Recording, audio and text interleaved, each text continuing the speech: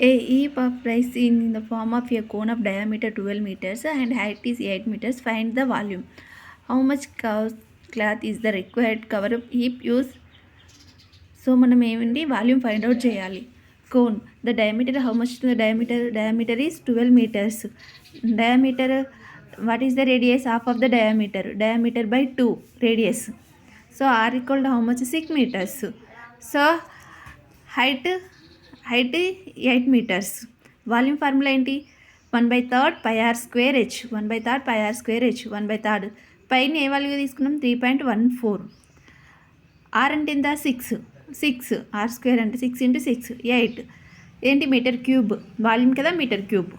Simplification చేయాలి. నుంచి 2 × 6 × 8. So 3.14 × 96 metre cube.